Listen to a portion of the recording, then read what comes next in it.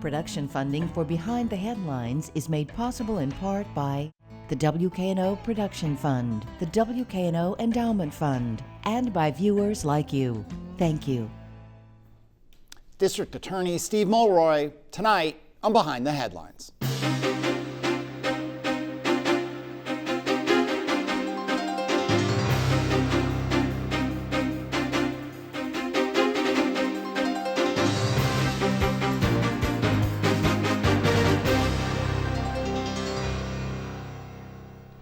I'm Eric Barnes with the Daily Memphian. Thanks for joining us. We are joined tonight by Steve Mulroy, Shelby County District Attorney. Thanks for being here again. Happy to be here. And Bill Dries, reporter with the Daily Memphian. We'll talk about a lot of things today, but one, I think just your take at this point, we're mid-February, towards the end of February, has the Memphis Safe Task Force been a success? I think, Eric, that there's both good and bad about the Memphis Safe Task Force, and I think we are entitled to identify both the good and the bad.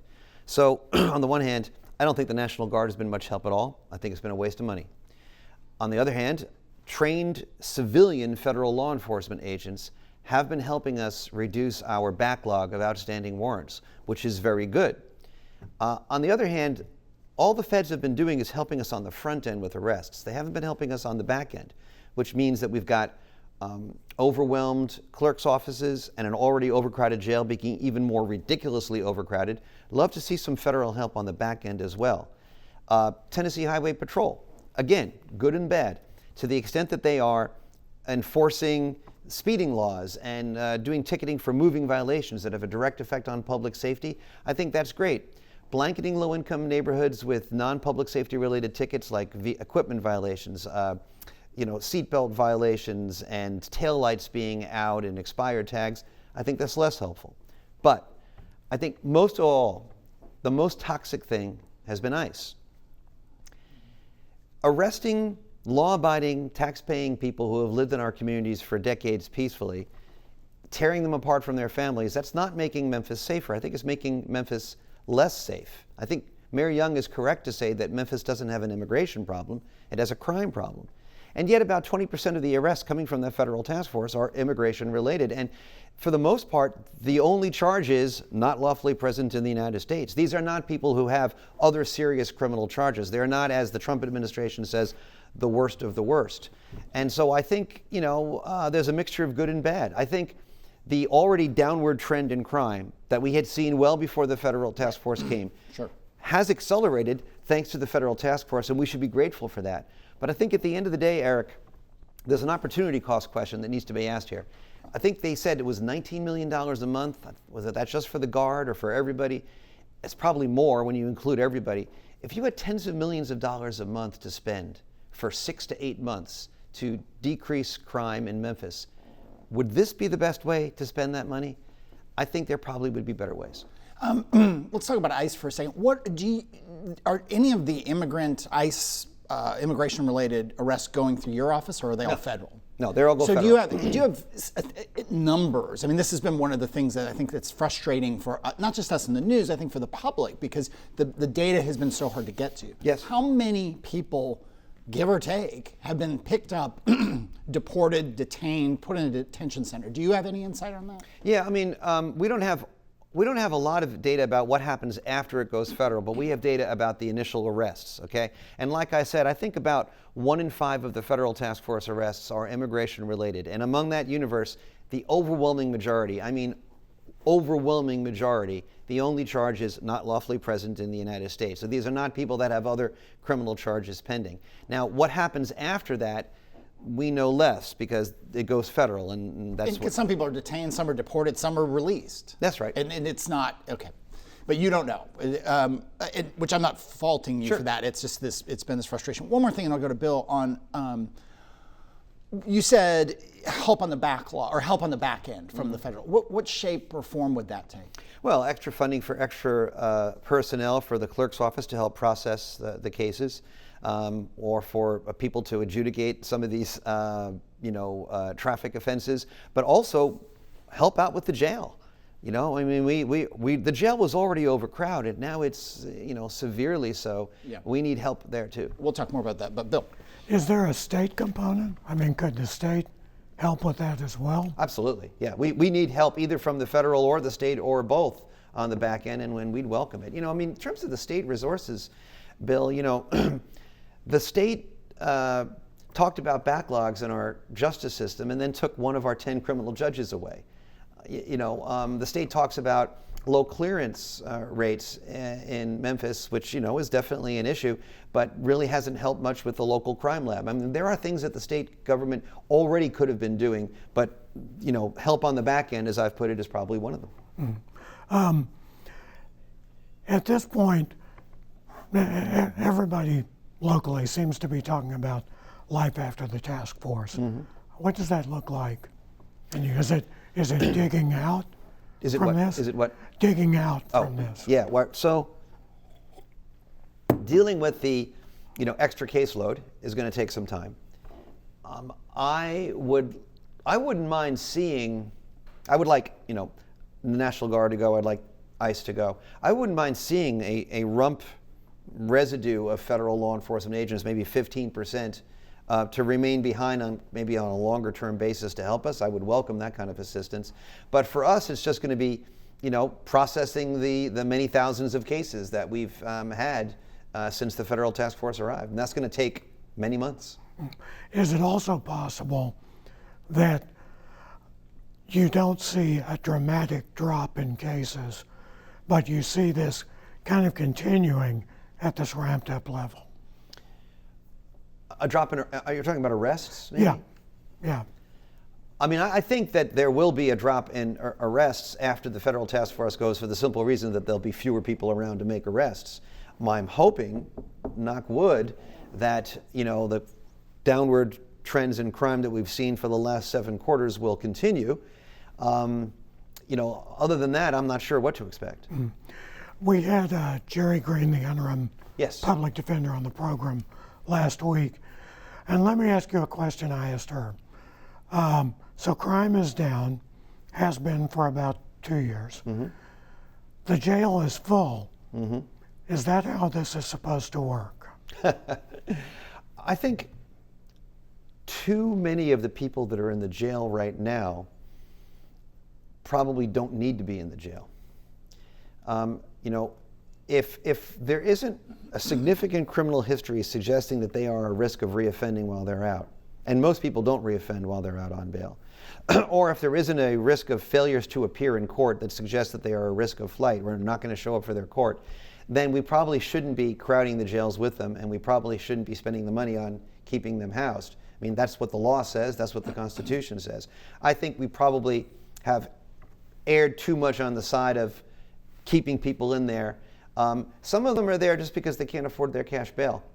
We need to do a better job of sifting this, separating wheat from chaff, because there are people that sometimes get let out that don't need to be, and we've heard a lot about that. The media has done a good job of pointing that out, but we're hearing less about the other side of the coin, where there are people that really aren't a risk of flight, are not a danger to the community, but just can't afford their bail.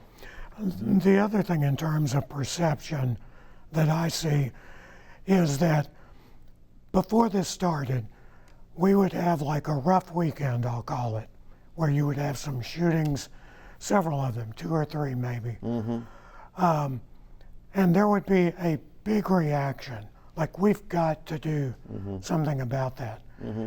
We're starting to see that now, but we're not seeing the same reaction to it. That is a good point. And I'm not sure I can explain it myself, Bill. I mean, I agree with you. You know, maybe it's the fact that we've had such a steady decline for so long that maybe, you know, some of the panic has eroded. Now, I want to make sure I'm clear. Crime is still too high. We've been coming down from an unacceptably high level. We still have a ways to go. But, you know, maybe there's a little bit less of the panic that there was in 2023 when things really, really spiked. How much farther is reasonable to expect in terms of the decline in crime? Yeah, that is an excellent question. I mean, it's never going to be zero. And when you have a high density urban population with a lot of generational poverty and flooded with guns, thanks to lax gun laws like we do, we're always going to have a significant amount of crime, and we need to be realistic about that. I think what's reasonable, which is what your question, is maybe, get at or below the national average. Compare ourselves to peer cities. We're still not good compared to peer cities. We still have a ways to go. So for me, the next couple of years, my goal is going to be to try to get us at least on par with the national average. You talked about the issue of people who shouldn't be released being released. Yes. What has your office done, and some of it maybe has been forced on you by changes in state laws in the 3.5 years, but to prevent that from happening, at least with the parts of the system you have authority over? Right. So I don't know if changes in state laws have really forced our hand that much. It's mostly been what we've been talking about in terms of the prosecutors. We have this V11 program we've talked about before, where we focus on 11 types of violent or violent-associated offenses. And if it's a V11 offense, the presumption is in favor of affordable bail. So we have been, drilling that into our prosecutors. We've been asking them to take a good critical look at the criminal history. If there is a long criminal history, that means that they are a risk for reoffending while out on bail. So we're more likely to ask for unaffordable bail then. I'm a supporter of the constitutional amendment that would say that for violent offenses, you could just deny bail outright. You don't have a constitutional right to bail.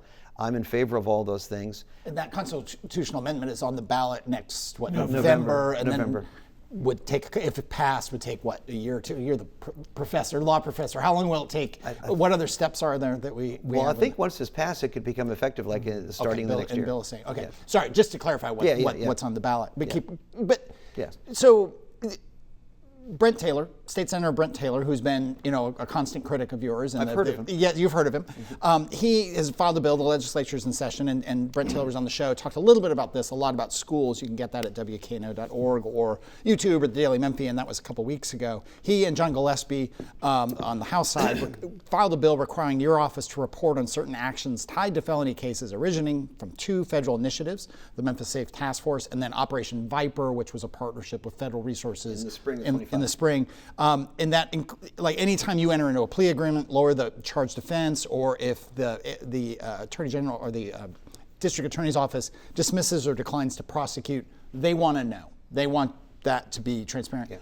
One, isn't that already available? Yes. And 2, what are the new, but you've said this would be onerous. Yes. So why would it be onerous if it's already available? I'll be happy to explain that.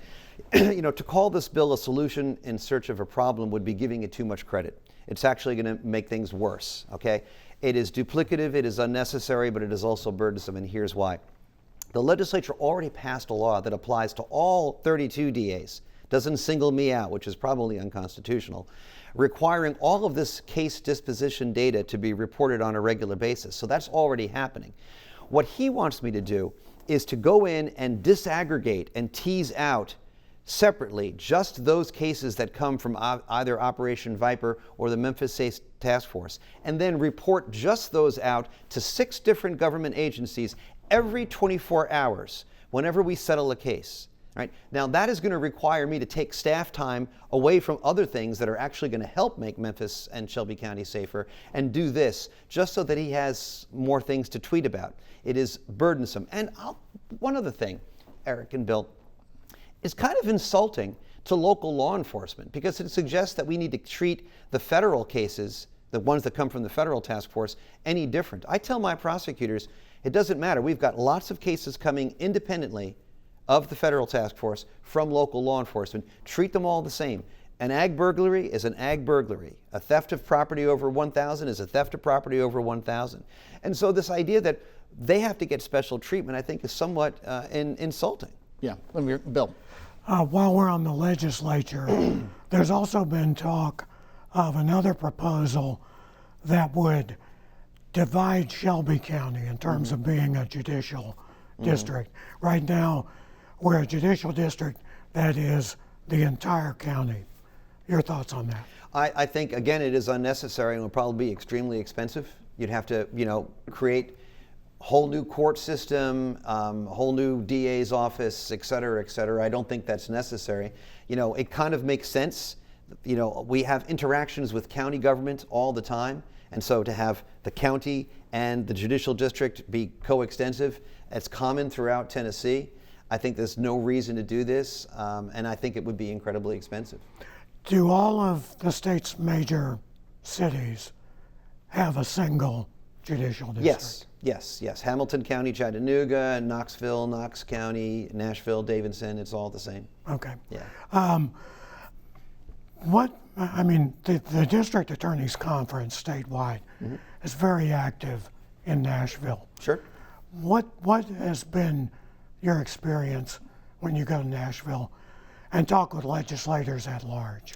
I'm glad you brought up the DA's conference, because on this show, Brent Taylor, when he was talking about that bill that would just target me for all that unnecessary reporting, he said that the DA conference, he met with them and they were okay with it. I think it's important to note the DA conference voted to oppose that bill, and I want to make sure that's on the record.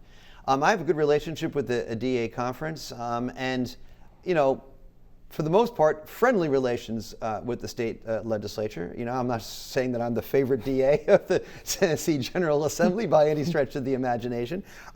There are a couple of bills, though, that this term I think are really concerning to me, and I'm glad you brought it up. I mentioned earlier that the ICE enforcement in Memphis wasn't making us safer, it was making us less safe. What I meant by that was this. If we are to continue this downward trend in crime for the last 7 quarters, we need to have the local community being comfortable cooperating with local law enforcement. That means providing tips, reporting crimes, serving as witnesses. Now, if they think that they or someone they loved is going to be deported, if they have any contact with the criminal justice system, they're not going to do that.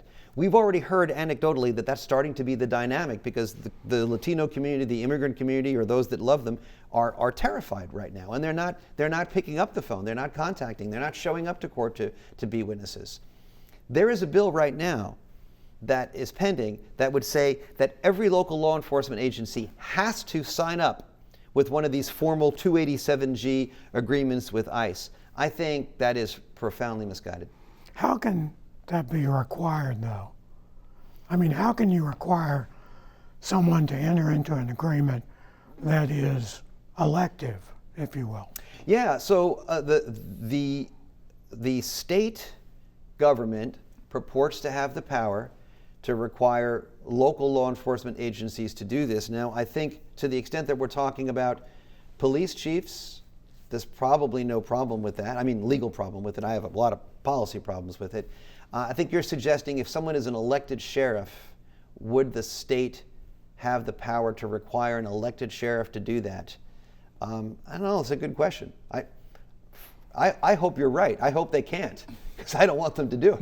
Well, on the other hand, though, why wouldn't a law enforcement agency want to cooperate with ICE? For the reasons that I just explained, that you want the public to know.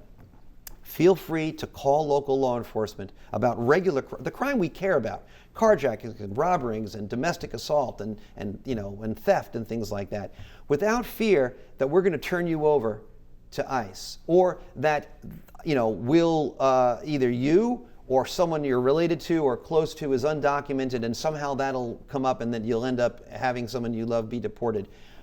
There's always been this separation. Local law enforcement does local crime, and the feds do immigration. And I think we need to keep that separation for that reason.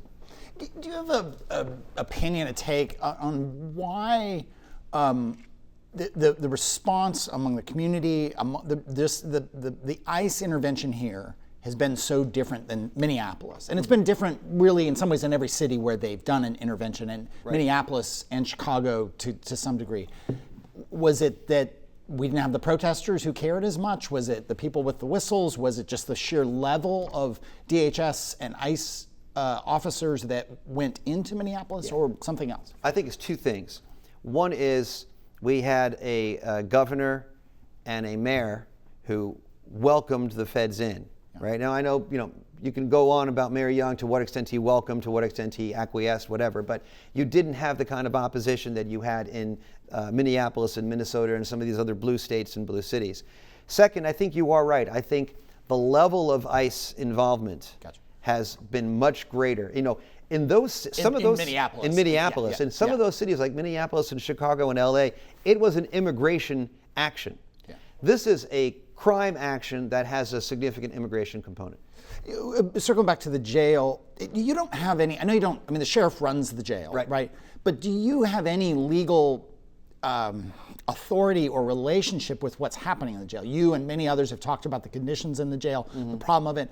Does it impact you and your attorney's decisions to send someone to the jail, knowing that by many accounts the conditions are terrible, the processing time, all the problems at the jail? Or do you just have to say, well, that's where they're going because they meet the criteria, even though you've talked about it being, a problematic place? I'm not sure that the conditions of the jail actually enter into our calculus when we decide whether we're going to seek an unaffordable bond or agree to an ROR or something like that. Yeah.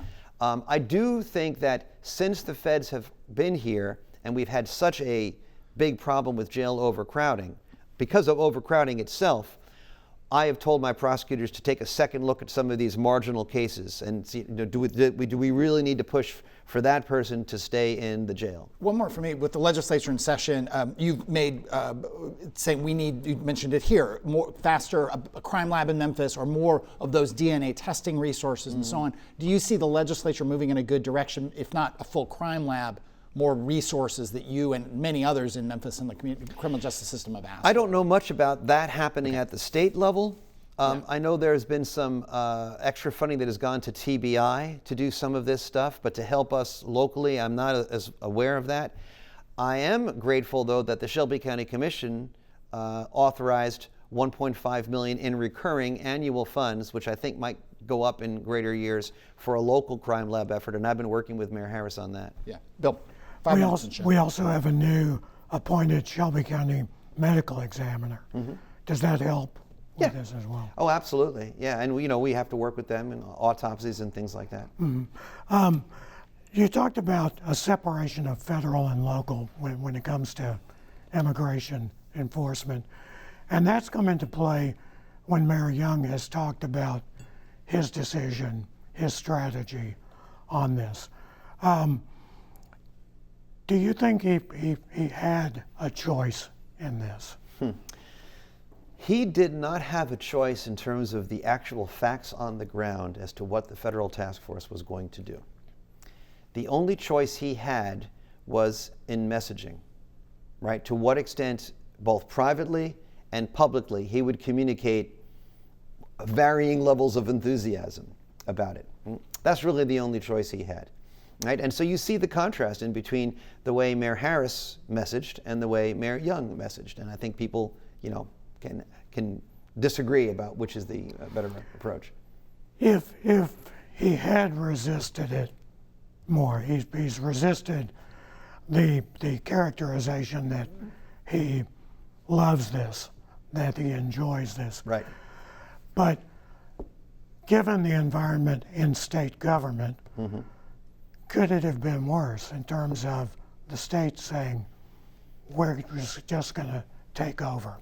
It's a good question, and I don't know that I have the platonic ideal answer for how to deal with it. It's something that I actually struggle with myself. When do you speak out because you need to speak out, and when do you, not mute, but massage the tone because you're trying to work with state officials? And I think it's a tough decision for any local person, any person in a blue corner of a red state. Yeah. You're 3.5 years into an 8-year term, so you'll get to watch the county elections this year and not be part of them. Yay. But it is. I mean, when I talk to people, friends and people I know in other parts of the country, more blue states, or I was at a conference of a lot of different publishers and editors, some from Minneapolis and from other states, they are really surprised when I tell them that overwhelmingly the Democratic politicians that we have had on this show have said a version of what you said. Not sure what the Guard is doing, doesn't seem very effective, not crazy about ICE, but we absolutely welcome this federal intervention. And I say that to people and they are shocked because they don't think Democrat elected officials would say that. But Mayor Young has said that, Lee Harris has said that, lots of county commissioners. I know there are Democrats out there who don't agree with that, but overwhelmingly that's been the case. Do you feel political pressure, though? I mean, you've been in lots of different elected officials. You've been, offices. Do you feel a political pressure to condemn all parts of the Memphis Safe Task Force because it came from the Trump administration, because X, Y, or Z? No, I don't feel any such pressure in that direction at all. Do you get critics who say, hey, why are you doing this? I really haven't gotten critics about it, really. I've tried to be very clear about what I like about this and what I don't like about this. I mean, was it done with sufficient planning? No. Could it have been done better? Yes. There are lots of opportunity costs, but reducing our backlog of warrants, who could be against that? We could do a whole show on this, but some of the proposals that I wrote down that are coming up in the legislature. One is about impoundment of vehicles that have been involved in aggressive driving or racing. Lots of people have said we've got to take the cars away from those people. I mean, it's an expression of frustration and a desire for more safety. Do you support that sort of movement? Yeah. I don't really have a problem with it. You want to make sure that you've got good due process guardrails on it. You have to have a certain quantum of evidence to suggest that the person really was and the vehicle was involved in criminal activity before you take it away even temporarily. And you got to make sure that you swiftly get to a point where you ultimately decide was there a conviction or not. And if not, then you need to get the vehicle back to them. There are due process and property rights involved, but I'm supportive. Okay. DA Mulroy, thanks for being here again. We always appreciate it. Thank you, Bill. Thank you for joining us. If you missed any of the show today, you can get the full episode at WKNO.org. You can go to the Daily Memphian, YouTube, or you can download the show as a podcast. You can also get that interview with Brent Taylor. We also will be having some Memphis Shelby County School Board members on soon to talk about the takeover. All that and more, and we'll see you next week.